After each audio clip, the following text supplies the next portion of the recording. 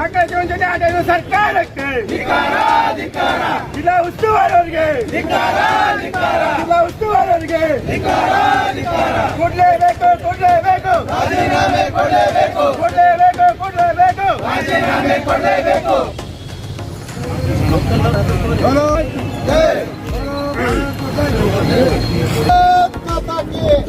ಸಮರ್ಪಕವಾಗಿ ಪರಿಸ್ಥಿತಿ ನಿಭಾಯಿಸುವಲ್ಲಿ ವಿಫಲವಾದ ಕಾಂಗ್ರೆಸ್ ಸರ್ಕಾರಕ್ಕೆ, ಪೊಲೀಸರ ನೇಮಕಾತಿ ನಿಭಾಯಿಸುವಲ್ಲಿ ಕಾಂಗ್ರೆಸ್ ಸರ್ಕಾರಕ್ಕೆ ಭಾರತ್ ಮಾತಾ ಕಿ, ಭಾರತ್ ಮಾತಾ ಕಿ, ಭಾರತ್ ಮಾತಾ ಕಿ, ಭಾರತ್ ಮಾತಾ ಕಿ. ಪರೀಕ್ಷಾ ವ್ಯವಸ್ಥೆಯನ್ನು ಹದಗೆಡಿಸಿದ ಜಿಲ್ಲಾಡಳಿತಕ್ಕೆ, ಪರೀಕ್ಷಾಡಳಿತವನ್ನು ಹದಗೆಡಿಸಿದ ಜಿಲ್ಲಾಡಳಿತಕ್ಕೆ, ಜಿಲ್ಲೆಯಲ್ಲಿ ಪರೀಕ್ಷೆಯನ್ನು ಅಸಮರ್ಥವಾಗಿ ನಿಭಾಯಿಸಿದ ಜಿಲ್ಲಾ ಉಸ್ತುವಾರಿ ಸಚಿವರಿಗೆ ಭಾರತ್ ಮಾತಾ ಕಿ, ಭಾರತ್ ಮಾತಾ ಕಿ. ಬೇಕೇ ಬೇಕು, ಬೇಕೇ ಬೇಕು. ಅಯ್ಯಯ್ಯೋ ಅಯ್ಯಯ್ಯೋ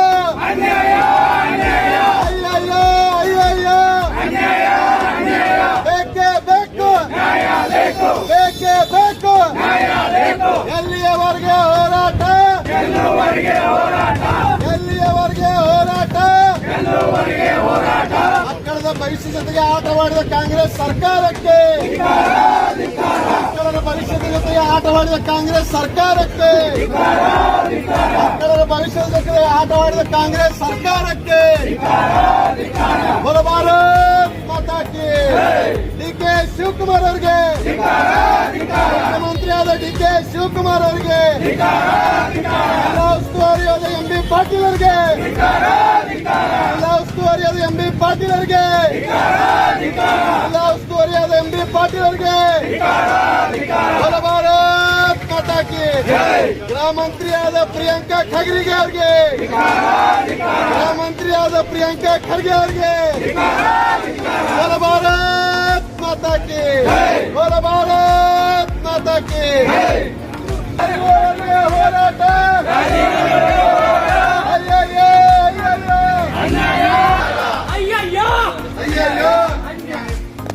ಭಾರತ್ ಮಾತಾ ಕಿ, ಭಾರತ್ ಮಾತಾ ಕಿ.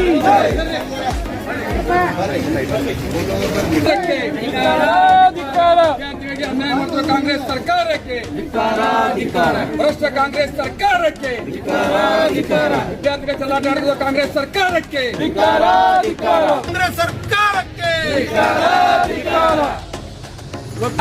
ಎಇಎ ಅಂದ್ರೆ ಕರ್ನಾಟಕ ಎಕ್ಸಾಮಿನೇಷನ್ ಅಥಾರಿಟಿ ಅನ್ನುವಂಥದ್ದು ಏನಿದೆ ಕರ್ನಾಟಕ ರಾಜ್ಯದಲ್ಲಿ, ಇದು ಪೊಲೀಸ್ ಕಾನ್ಸ್ಟೇಬಲ್ ಹುದ್ದೆಗೆ ಪೂರ್ವ ತಯಾರಿ ವಿಷಯವಾಗಿ ಒಂದು ಟೆಸ್ಟ್ ಅನ್ನು ಕಂಡಕ್ಟ್ ಮಾಡಲಾಗಿತ್ತು.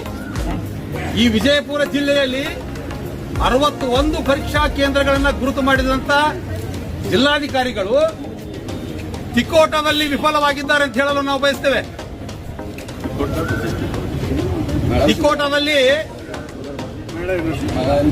ಏನಾಗಿದೆ ಅನ್ನುವಂಥದ್ದನ್ನ ಇಲ್ಲಿವರೆಗೂ ಪ್ರಕರಣ ಸಂಪೂರ್ಣವಾಗಿ ಏನು ಪರೀಕ್ಷಾ ಅಭ್ಯರ್ಥಿಗಳಿದ್ದಾರೆ ಆ ಪರೀಕ್ಷಾ ಅಭ್ಯರ್ಥಿಗಳಿಗೆ ಸರಿಯಾದ ಇನ್ನೂತನ ಮಾಹಿತಿ ಕೊಡ್ತಾ ಇಲ್ಲ. ಅಲ್ಲಿದ್ದಂತ KEA Karnataka examination authority Prasanna ಅನ್ನೋರು ಏನ್ ಹೇಳ್ತಾರೆ, ಅವರು ಪರೀಕ್ಷಾ ಕೇಂದ್ರದಿಂದ ಹೊರಗಡೆ ಹೋಗಬಾರ್ದು ಅಂತ ಹೇಳ್ತಾರೆ. ಪರೀಕ್ಷಾ ಕೇಂದ್ರದಲ್ಲಿ ಅರ್ಧ ಗಂಟೆ ಪತ್ರಿಕೆಯನ್ನು ಕೊಡೋ ಸಲುವಾಗಿ ತಡ ಯಾಕೆ ಮಾಡಿದ್ರು? ಅಲ್ಲಿದ್ದಂತ ಪ್ರಾಂಶುಪಾಲರಿಗೆ ಇಲ್ಲಿವರೆಗೂ ಯಾವುದೇ ರೀತಿಯ ಕಾನೂನು ಕ್ರಮ ಇಲ್ಲ. ಪರೀಕ್ಷಾ ಕೇಂದ್ರದಲ್ಲಿದ್ದಂತಹ ವಿದ್ಯಾರ್ಥಿಗಳಿಗೆ ಪ್ರಶ್ನೆ ಪತ್ರಿಕೆ ಮತ್ತು OMR ಸೀಟ್ಗಳನ್ನು ಕೊಡಕ್ಕೆ ಅರ್ಧ ಗಂಟೆ ಲೇಟ್ ಮಾಡಿದಾಗ ವಿದ್ಯಾರ್ಥಿಗಳು ಸಹಜವಾಗಿ ಗಾಬರಿ ಆದರು. ಮತ್ತು ಕೊಟ್ಟಂತ OMR ಸೀಟು ಮತ್ತು ಕೊಟ್ಟಂತ ಪ್ರಶ್ನೆ ಪತ್ರಿಕೆ ಎರಡೂ ಕ್ರಮ ಸಂಖ್ಯೆ ಒಂದೇ ಇರಬೇಕು ಅನ್ನುವಂಥದ್ದು ಏನೋ ಅವ್ರ ತಲೆಯೊಳಗೆ ಕೂತ್ಕೊಂಡ್ಬಿಡ್ತು. ಇದರಲ್ಲಿ ಏನೋ ಮಸಲತ್ತಾಗಿದೆ ಅಂತ ತಿಳ್ಕೊಂಡು ವಿದ್ಯಾರ್ಥಿಗಳು ಏನು ಆ ಎಕ್ಸಾಮಿನೇಷನ್ ಹಾಲಿಂದ ಹೊರಗಡೆ ಬರೋ ಪ್ರಯತ್ನ ಮಾಡಿದ್ರು. ಆಗ್ಲೇನೆ ನೀವು ಅರ್ಧ ಗಂಟೆ ಲೇಟ್ ಆದಾಗಲೇನೆ ಅಲ್ಲಿದ್ದಂತ ಶಾರದಾ ಏನು ಕಾಲೇಜ್ ಇತ್ತು ಆ ಕಾಲೇಜ್ ಪ್ರಾಂಶುಪಾಲರ್ ಆಗಿರ್ಬೋದು, ಅಲ್ಲಿ ಎಕ್ಸಾಮಿನೇಷನ್ ನಡೀತಕ್ಕಂಥ ಸೂಪರ್ವೈಸರ್ಗಳಾಗಿರ್ಬೋದು, ವಿದ್ಯಾರ್ಥಿಗಳಿಗೆ ಅರ್ಧ ಗಂಟೆ ಲೇಟ್ ಆಗಿದೆ, ನಿಮಗೆ ಅರ್ಧ ಗಂಟೆ ನಾವು ಹೆಚ್ಚಿನ ಅವಕಾಶ ಕೊಡ್ತೀವಂತ ಆ ಎಕ್ಸಾಮಿನೇಷನ್ ಹಾಲ್ ಅಲ್ಲಿ ಹೇಳಿದ್ರೆ, ಇದು ಅವರು ವಿದ್ಯಾರ್ಥಿಗಳು ತಮ್ಮ ಭವಿಷ್ಯವನ್ನ ಹಾಳು ಮಾಡ್ಕೊಳ್ಳುವಂತ ವಿದ್ಯಾರ್ಥಿಗಳಿಗೆ ಯೋಚನೆ ಇರೋದಿಲ್ಲ. ಅವರೇನು ಎಕ್ಸಾಮಿನೇಷನ್ ಹಾಲ್ ಅನ್ನ ಹೊರಗಡೆ ಬೇಕಾಬಿಟ್ಟಿಯಾಗಿ ಬಂದಿಲ್ಲ.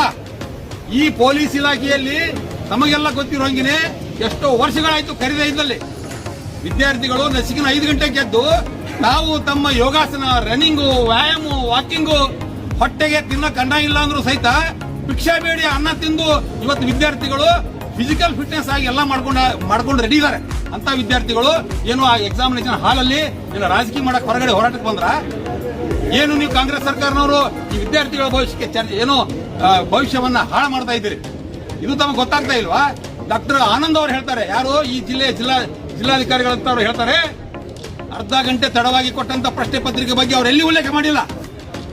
ಅಲ್ಲಿ ವಿದ್ಯಾರ್ಥಿಗಳು ಹೊರಗಡೆ ಬಂದ ತಕ್ಷಣ ತಮ್ಮ ಮಾಧ್ಯಮದ ಮುಂದೆ ಸ್ಟೇಟ್ಮೆಂಟ್ ಕೊಡ್ತಾರೆ, ಅರ್ಧ ಗಂಟೆ ಲೇಟ್ ಆಗಿ ನಮಗೆ ಪತ್ರಿಕೆ ಕೊಟ್ಟರು, OMR ಸೀಟ್ ಮತ್ತು ಪ್ರಶ್ನೆ ಪತ್ರಿಕೆಯಲ್ಲಿ ಸಂಖ್ಯೆ 2 ಸರಿ ಇರಲಿಲ್ಲ, ಅದಕ್ಕಾಗಿ ನಾವು ಹೊರಗಡೆ ಬಂದಿವಿ ಅಂತ ಹೇಳ್ತಾರೆ. ಹಾಗಿದ್ರೆ ನೀವು ಈ ಪರೀಕ್ಷೆ ನಡೀತಾ ಇರ್ತಕ್ಕಂಥದ್ದು 90 ನಿಮಿಷದ ಪರೀಕ್ಷೆ. ಸ್ವಲ್ಪ ಲಾಜಿಕ್ ಅನ್ನ ತಾವೆಲ್ಲ ತಿಳ್ಕೊಳ್ಳುವಂತ ಮಾಡೋಣ. 90 ನಿಮಿಷದ ಪರೀಕ್ಷೆಯಲ್ಲಿ ಅರ್ಧ ಗಂಟೆ ಲೇಟ್ ಆದ ನಂತರ ಉಳಿದಂತ 60 ನಿಮಿಷದ ಪರೀಕ್ಷೆಯಲ್ಲಿ ಹೊರಗಡೆ ವಿದ್ಯಾರ್ಥಿಗಳ ಪ್ರಶ್ನೆ ಪತ್ರಿಕೆ ಮತ್ತು OMR ಸೀಟ್ ಅನ್ನು ಹೊರಗಡೆ ತಗೊಂಡು ಬಂದ್ಬಿಟ್ರು ಕಂಪೌಂಡ್ ಹೊರಗಡೆ. ಹಾಗಿದ್ರೆ ಪ್ರಶ್ನೆ ಪತ್ರಿಕೆ ಲೀಕ್ ಅಂತ ಆಗೋದಿಲ್ವಾ ಇದು? ಪ್ರಶ್ನೆ ಪತ್ರಿಕೆ ಲೀಕ್ ಅಂತ ಆಗೋದಿಲ್ವಾ ಇದು? 1 ಗಂಟೆ ಮುಂಚಿತವಾಗಿ ಪ್ರಶ್ನೆ ಪತ್ರಿಕೆ ಆ ಪರೀಕ್ಷಾ ಏನು ಕೇಂದ್ರದಿಂದ ಹೊರಗಡೆ ಬರ್ತದಂದ್ರೆ ಇದು ನಿಶ್ಚಿತವಾಗಿ ಪ್ರಶ್ನೆ ಪತ್ರಿಕೆ ಲೀಕ್ ಅಂತಾನೆ ಅರ್ಥ. ಆ ಪ್ರಶ್ನೆ ಪತ್ರಿಕೆ ಲೀಕ್ ಆಗಿದ್ದರಿಂದ ಈ ಏನು ಪರೀಕ್ಷೆಯನ್ನ ಇನ್ನೊಂದು ಬಾರಿ ನಡೆಸಲೇಬೇಕು. ಇದು ಪ್ರಾಧಿಕಾರ ಮತ್ತು ಯಾವುದೋ ಕೆಇ ಅವರು ಪ್ರಸನ್ನ ಅವರು ತಿಳ್ಕೋಬೇಕು, ಇಲ್ಲಿದ್ದಂತ ಜಿಲ್ಲಾಧಿಕಾರಿಗಳು ತಿಳ್ಕೋಬೇಕು. ಇಲ್ಲಿವರೆಗೂ ಆ ಪರೀಕ್ಷಾ ಆಡಳಿತಕ್ಕೆ ಅಂದ್ರೆ ಏನೋ ಪ್ರಿನ್ಸಿಪಾಲ್ಗೆ, ಆ ಶಾಲೆಯ ಪ್ರಿನ್ಸಿಪಾಲ್ಗೂ ಜೊತೆ ಕ್ರಮ ಇಲ್ಲ.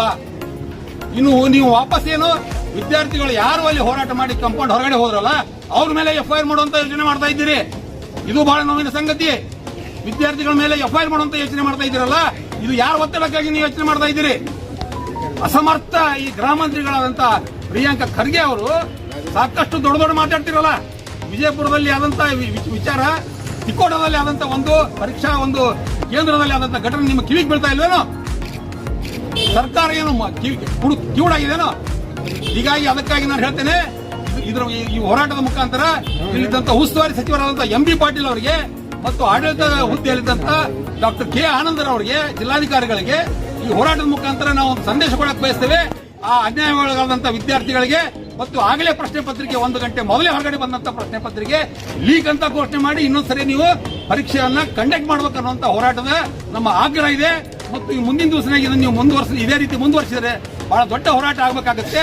ಇದು ಜಂತರ್ ಮಂತರ್ ವಿಜಯಪುರ ಮೈದಾನ ಆಗಕ್ಕೆ ಯಾವುದೇ ರೀತಿ ಸಂಶಯ ಇಲ್ಲ ಅನ್ನೋ ಮಾತನ್ನ ಹೇಳ್ತಾ ಇವತ್ತಿಗೆ ನನಗೆ ಮಾತಾಡಕ್ಕೆ ಅವಕಾಶ ಮಾಡಿಕೊಟ್ಟಂತ